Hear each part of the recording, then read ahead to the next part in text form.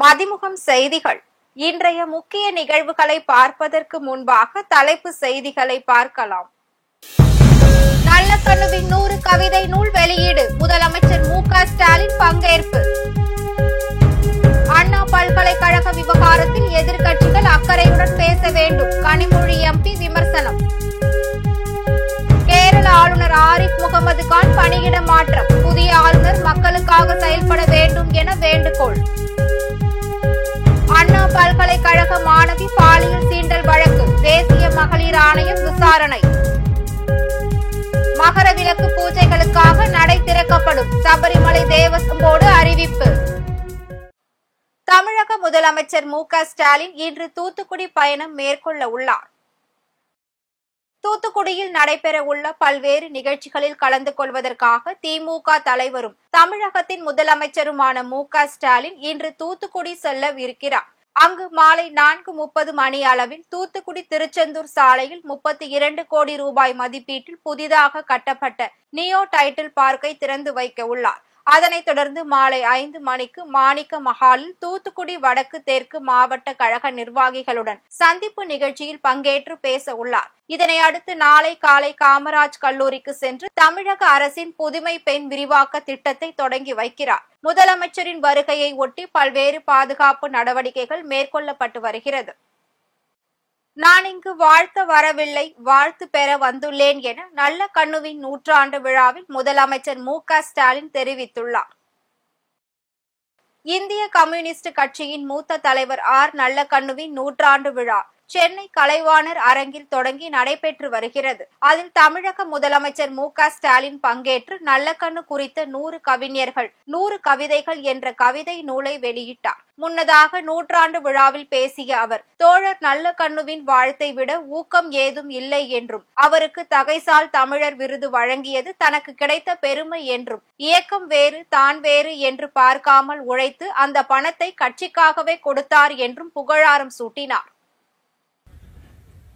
நான் செயற்குழுவிலே பேசிய அந்த பேச்சை கூட்டிட்டு காட்டி 200 இடங்களுக்கு மேல் வெற்றி பெறுவோம் என்று நான் சொன்னதாக எடுத்து சொன்னார். ஆனால் இன்றைக்கு இருக்கக்கூடிய நிலை என்னன்னு கேட்டால் 200 அல்ல 200ஐயும் தாண்டி வரக்கூடிய அளவிற்கு நம்முடைய கூட்டணி அமைந்திருக்கிறது. 7 ஆண்டு காலமாக இந்த கூட்டணியை தொடர்ந்து நாம் கடைபிடித்து தேர்தல் களத்தில் என்று பெரும் வெற்றியை தொடர்ந்து பெற்று வருகிறோம். ஆக இந்த கூட்டணியை பொறுத்தவரை கொள்கை கூட்டணி மட்டுமல்ல, கொள்கை கூட்டணி என்று நாம் சொல்லிக் கொள்வது உண்மைதான். கொள்கை கூட்டணி மட்டுமல்ல, இது நிரந்தர கூட்டணி தான் என்பதை இந்த நேரத்தில் அழுத்தம் திருத்தமாக எடுத்து சொல்லி அதற்கு நீங்கள் எல்லாம் துணை நிற்க வேண்டும் என்று அன்போடு கேட்டு உங்கள் அனைவரின் சார்பில் திராவிட முன்னேற்ற கழகத்தின் சார்பில் ஐயா நல்லக்கண்ணவர்கள் வாழ்ந்து நமக்கு வழிகாட்டிட வேண்டும் என்று கேட்டு வாழ்க வாழ்க வாழ்க என்று வாழ்த்தி விடைபெறுகிறேன். நன்றி, வணக்கம். அண்ணா பல்கலைக்கழக மாணவி பாலியல் சீண்டல் வழக்கில் தேசிய மகளிர் ஆணையம் விசாரணையை தொடங்க உள்ளதாக தகவல்கள் வெளியாகியுள்ளது.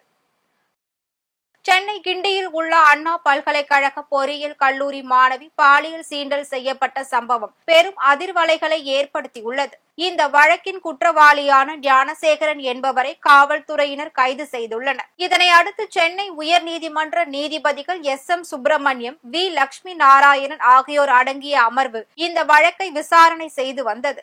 அதில் பாதிக்கப்பட்ட மாணவிக்கு இடைக்கால நிவாரணமாக 25 லட்சம் ரூபாய் இழப்பீடு வழங்கவும், இந்த வழக்கை 3 பெண் IPS அதிகாரிகள் குழுவை அமைத்து விசாரணை செய்திடவும் நீதிமன்றம் உத்தரவிட்டிருந்தது. இந்நிலையில் தேசிய மகளிர் ஆணைய உறுப்பினர் மம்தா குமாரி மற்றும் ஓய்வு பெற்ற IPS அதிகாரி பிரவீன் தீக்ஷித் ஆகியோர் விசாரணை தொடங்க உள்ளதாகவும், தேசிய மகளிர் ஆணையத்துக்கு இந்த குழு பரிந்துரைக்கும் என்றும் தகவல்கள் வெளியாகியுள்ளது.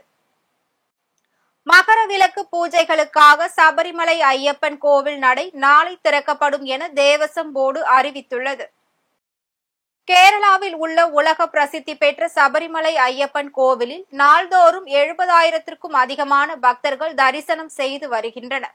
இந்நிலையில் இந்த ஆண்டு மண்டல மகர விளக்கு கால பூஜைகள் நாளை தொடங்கும் எனவும், மகர விளக்கு பூஜையும் மகர ஜோதி தரிசனம் ஜனவரி 14ஆம் தேதி வரை நடைபெறும் என்றும் தேவஸ்வம் போர்டு தெரிவித்துள்ளது. மேலும் இதற்கான முன்பதிவுகள் ஆன்லைனில் மட்டுமே பதிவு செய்ய வேண்டும் எனவும், ஸ்பாட் புக்கிங் வசதி கிடையாது என்றும் தேவஸ்வம் போர்டு சார்பில் விளக்கம் அளித்துள்ளது. கரூரில் 15 கோடி மதிப்புள்ள பல்வேறு திட்ட பணிகளை அமைச்சர் செந்தில் பாலாஜி துவக்கி வைத்தார்.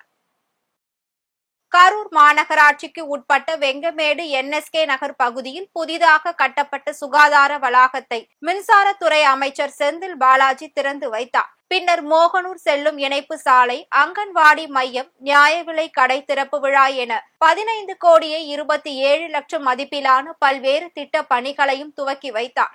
அதன் பின்னர் அப்பகுதி பெண்கள் மற்றும் மாற்றுத்திறனாளி மாணவர்கள் கோரிக்கை மனுக்களை வழங்கினர். இந்நிகழ்ச்சியில் மாவட்ட ஆட்சியர் தங்கவேல், அரசு துறை அதிகாரிகள் மற்றும் கட்சி நிர்வாகிகள் என பலரும் கலந்து கொண்டனர்.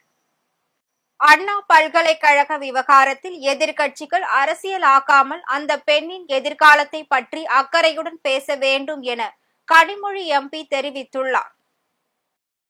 தூத்துக்குடி மாவட்டம் கோவில்பட்டியில் செய்தியாளர்களிடம் பேசிய கனிமொழி MP, சென்னை அண்ணா பல்கலைக்கழகத்தில் மாணவிக்கு இதுபோன்று நடந்திருக்க கூடாது என்பதில் மாற்று கருத்து கிடையாது என்றும், இதை வைத்து எதிர்க்கட்சியினர் அரசியலாக்காமல் அந்த பெண்ணின் எதிர்காலத்தை பற்றி யோசித்து பேச வேண்டும் என்று தெரிவித்துள்ளார். அதனைத் தொடர்ந்து பேசிய அவர், பாதிக்கப்பட்ட பெண்ணிற்கு நியாயம் கிடைக்கும் வகையில் குற்றவாளிகளுக்கு தக்க தண்டனை அளிக்கப்படும் என்றும் உறுதி அளித்துள்ளார். மேலும் நடவடிக்கை எடுத்த பின்னும் எதிர்க்கட்சியினர் போராட்டம் நடத்தி எந்த பயனும் இல்லை என்றும் விமர்சித்துள்ளார். அப்படிப்பட்ட ஒரு சம்பவம் நடந்தது எல்லோருக்குமே வருத்தம் தரக்கூடிய ஒன்று. அப்படிப்பட்ட ஒரு சம்பவம் நடந்திருக்க கூடாது என்பதிலே மாற்று கருத்து கிடையாது. ஆனால் எதிர்க்கட்சிகள் இதை பயன்படுத்தி கொண்டு அரசியலாக்காமல் அந்த பெண்ணின் எதிர்காலத்தை பற்றி ஒரு அக்கறை இருக்க வேண்டும். சில பேர் அரசியலுக்காக அந்த எஃப்ஐஆரை வெளியிடுறதும் அது ஏற்றுக்கொள்ள முடியாத ஒரு மிகப்பெரிய குற்றம் என்பதை புரிந்து கொள்ள வேண்டும். அதை தாண்டி முதலமைச்சர் அவர்கள் நடவடிக்கை எடுக்க வேண்டும் என்று கூறி உடனே குற்றவாளி மீது நடவடிக்கை எடுக்கப்பட்டு கைது செய்யப்பட்டிருக்கக்கூடிய ஒரு சூழலிலே அடுத்த கட்டமாக விரைவிலே அந்த பெண்ணுக்கு நியாயம் கிடைக்கக்கூடிய அளவிற்கு அந்த குற்றவாளிக்கு சரியான தண்டனை கிடைக்க வேண்டும். கேரள ஆளுநராக இருந்த ஆரிஃப் முகமது கான் தற்போது பீகாருக்கு பணியிட மாற்றம் செய்யப்பட்டுள்ளார். குடியரசுத் தலைவர் திரௌபதி முர்மு 5 மாநிலங்களுக்கு புதிய ஆளுநர்களை நியமித்துள்ளதாக குடியரசுத் தலைவர் செயலகம் அறிவித்திருந்தது. அதன்படி கேரள ஆளுநராக இருந்த ஆரிஃப் முகமது கான் தற்போது பீகாருக்கு பணியிடை மாற்றம் செய்யப்பட்டுள்ளார். இது தொடர்பாக இன்று செய்தியாளர்களிடம் பேசிய அவர், பல்கலைக்கழகங்களை பொறுத்தவரையில் மாநில சட்டசபையால் வேந்தராக ஆளுநருக்கு வழங்கப்பட்டுள்ள அதிகாரத்தை தான் மக்களுக்காக பயன்படுத்தியதாகவும், தன் நாட்டு மக்கள் அளித்த அன்பிற்கும் ஆதரவிற்கும் நான் மிகவும் நன்றி உள்ளவனாக இருந்ததாகவும் தெரிவித்துள்ளார். மேலும் மக்கள் நலனுக்காக புதிய ஆளுநர் பாடுபட வேண்டும் என்றும் அவர் கேட்டுக் கொண்டுள்ளார். As far as the universities are concerned, I exercised the authority which has been vested in the governor as chancellor by the state assembly. On any other issue, there has been no dispute. And I give my best wishes to the government of Kerala also, and I hope that they will work for the welfare of the people. Chennai சேலையூரில் மருந்தகத்தில் ஊசி செலுத்திக் கொண்ட கல்லூரி மாணவன் உயிரிழந்த சம்பவம் சோகத்தை ஏற்படுத்தியுள்ளது. சென்னை அடுத்த சேலையூரை சேர்ந்த சந்தோஷ் காய்ச்சல் காரணமாக ராமகிருஷ்ணபுரம் பகுதியில் உள்ள ராகவேந்திரா மருந்தகத்திற்கு சென்றுள்ளார். அங்கு வேலை பார்த்து கொண்டிருந்த பெண் அவரை பரிசோதித்து ஊசி செலுத்தியுள்ளார். இதனை அடுத்து அவருக்கு உடல்நிலை மோசமான நிலையில் ராஜீவ்காந்தி அரசு மருத்துவமனையில் சிகிச்சைக்காக சேர்த்த போது சிகிச்சை பலனின்றி அவர் உயிரிழந்தார். இதனை அடுத்து சேலையூர் காவல் நிலையத்தில் மாணவனின் பெற்றோர் அளித்த புகாரின் பேரில் வழக்கு பதிவு செய்து விசாரணை நடத்தி வருகின்றனர். இந்த சம்பவம் அப்பகுதி மக்களிடையே பெரும் அச்சத்தையும் சோகத்தையும் ஏற்படுத்தியுள்ளது. அவனியாபுரம் ஜல்லிக்கட்டு காளை மண்டியிட்டு கடவுளை வணங்கும் காட்சி காண்போரை நெகிழ்ச்சி அடைய வைத்துள்ளது. மதுரை அவனியாபுரம் பகுதியில் ஜல்லிக்கட்டு போட்டியானது ஜனவரி மாதம் 15ஆம் தேதி நடைபெற உள்ளது. இந்நிலையில் போட்டியில் பங்கேற்கும் காளைகளுக்கு மண்முட்டுதல், நீச்சல் பயிற்சி உட்பட பல்வேறு சிறப்பு பயிற்சிகள் அளிக்கப்பட்டு வருகிறது. இது தொடர்பாக காளையின் உரிமையாளர் செய்தியாளர்களிடம் பேசிய போது, இந்த காளை இதுவரையில் யாருக்கும் அடிபணிந்தது இல்லை என்று தெரிவித்துள்ளார். காளை பாத்தீங்கன்னா அந்த காளை சிறுவையிலிருந்து எங்கிட்ட இருக்கு. அந்த காளை அழகர் பாட்டியான்ற ஒரு காளை. அது என்னன்னா கோயில்ல வணக்கம் சொல்லுவோம். அதே மாதிரி மரியாதை கொடுக்குறவங்களுக்கு மரியாதை கொடுக்கும். அதை சீனி பாக்குறவங்கள பாஞ்சும் பார்க்கும். அது அந்த காளையோட பெருமை சிறப்பு. அந்த காளையோட சிறப்பு எல்லா பேருக்கும் தெரியாத தமிழ்நாட்டுல ஜல்லிக்கட்டுக்கு இதுதான் முதல்ல முக்கிய பணியாற்றின காலை. அதை எங்கள் ஊருக்கு பெருமை சேர்த்து கொடுத்த காலம், தமிழ்நாட்டுக்கே அது ஒரு பெருமை சேர்த்து கொடுத்த காலம். அந்த காலம் கோயில்களுக்கு வணக்கம் சொன்னதை பார்த்துருப்பீங்க. அதை பார்த்து அனைவரும் எங்களுக்கு அவனியாரத்தை சேர்த்து ஒரு நன்றி உரை சொல்லி எங்களுக்கு எல்லாருக்கும் தை திருநாள்ல எங்கள் எல்லோரும் நீங்க மகிழ்ச்சியாக எங்களுடைய பொங்கலை காணும்படி கேட்டுக்கொள்கிறேன். மயிலாடுதுறை அருகே குப்பைகளை தரம் பிரித்து வழங்குதல் குறித்த விழிப்புணர்வு பேரணியை மாவட்ட ஆட்சியர் மகாபாரதி துவக்கி வைத்தார். மயிலாடுதுறை மாவட்டம் மாப்படுகை மற்றும் வானாதி ராஜபுரம் ஊராட்சிகளில் ஊரக வளர்ச்சி மற்றும் ஊராட்சி துறையின் தூய்மை பாரத இயக்க திட்ட பணிகள் சார்பில் மக்கும் குப்பைகள் மற்றும் மக்காத குப்பைகளை தரம் பிரித்து வழங்குதல் மற்றும் மறுசுழற்சி செய்தல் குறித்த விழிப்புணர்வு பேரணியை மாவட்ட ஆட்சியர் மகாபாரதி துவக்கி வைத்தார். அதன் பின்னர் ஊராட்சி மன்ற தலைவர்கள் மற்றும் தூய்மை பணியாளர்களுக்கு மாவட்ட ஆட்சியர் முன்பு சால்வை அணிவித்து மரியாதை செலுத்தினர். இதில் வீடுகளில் குப்பைகள் தரம் பிரித்து வழங்குவதை மாவட்ட ஆட்சியர் ஆய்வு செய்தார். ராணிப்பேட்டையில் உடல் ஆரோக்கிய விழிப்புணர்வு மாரத்தான் போட்டியை அமைச்சர் ஆர் காந்தி துவக்கி வைத்தார். ராணிப்பேட்டை மாவட்டத்தில் இருதயம் மற்றும் உடல் ஆரோக்கியத்தை பாதுகாக்கும் விழிப்புணர்வு மாரத்தான் போட்டியை கைத்தறி மற்றும் துணிநூல் துறை அமைச்சர் ஆர் காந்தி கொடியசைத்து துவக்கி வைத்தார்.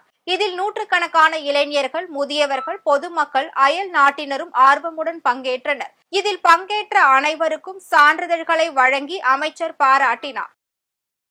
மார்கழி மாத பிரதோஷ விழாவை ஒட்டி பல்வேறு மாவட்டங்களில் நந்தி பகவானுக்கு சிறப்பு பூஜைகள் நடைபெற்றது.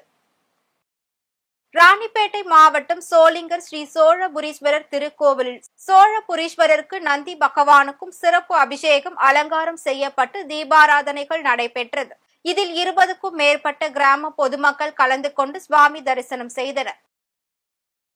அதேபோல் கரூர் மாவட்டம் ஸ்ரீ அலங்காரவள்ளி ஸ்ரீ சவுந்தர நாயகி உடனுரை ஸ்ரீ கல்யாண பசுபதீஸ்வரர் ஆலயத்தில் மார்கழி மாத சனி பிரதோஷத்தை முன்னிட்டு நந்தி பகவானுக்கு பல்வேறு வாசனை திரவியங்களால் சிறப்பு அபிஷேகமும் நடைபெற்றது. அதன் தொடர்ச்சியாக வெள்ளி கவசம் சாற்றப்பட்டு தீபாராதனைகள் காண்பிக்கப்பட்டது. மார்கழி மாத பிரதோஷத்தை முன்னிட்டு லட்சக்கணக்கான பக்தர்கள் சுவாமி தரிசனம் செய்தனர். அதேபோல் ராணிப்பேட்டை மாவட்டம் வாலாஜா ஸ்ரீ காமாட்சி சமேத ஏகாம்பரநாதர் திருக்கோவிலில் மார்கழி மாத தேய்பிறை பிரதோஷ விழாவை ஒட்டி நந்தி பகவானுக்கு சிறப்பு மகா அபிஷேகம் தீபாராதனை காண்பிக்கப்பட்டது. வேலூர் மாவட்டம் ஸ்ரீ ஜலகண்டீஸ்வரர் ஆலயத்தில் நந்தி பகவானுக்கு சிறப்பு அபிஷேகம் மற்றும் தீபாராதனைகள் நடைபெற்றது. அதன் பின்னர் சந்தன காப்பு அலங்காரத்தில் பக்தர்களுக்கு காட்சி கொடுத்தார். இதில் ஆயிரக்கணக்கான பக்தர்கள் பங்கேற்று சுவாமி தரிசனம் செய்தனர். ஆம்பூரில் ஆயுர்வேதிக் மருத்துவர்கள் கைது செய்யப்பட்டதை கண்டித்து யுனானி மருத்துவர்கள் மற்றும் இஸ்லாமிய அமைப்பினர் சாலை மறியல் போராட்டத்தில் ஈடுபட்டனர்.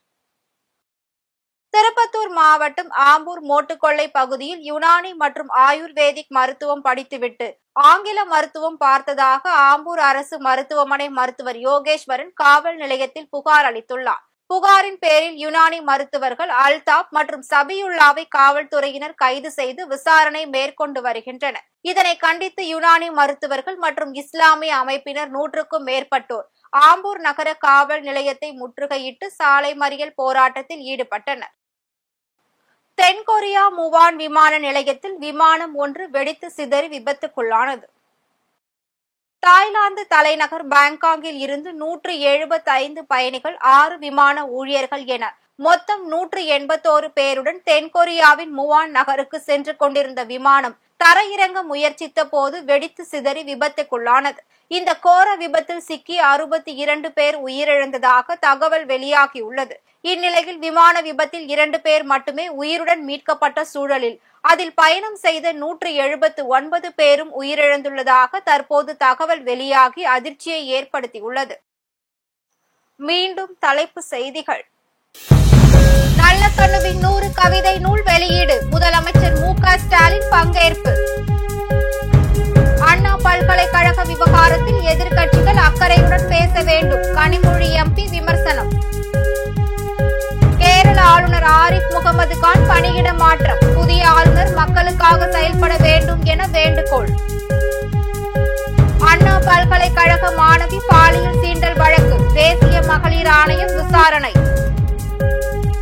மகர விளக்கு பூஜைகளுக்காக நடை திறக்கப்படும். சபரிமலை தேவஸ்வம் போர்டு அறிவிப்பு.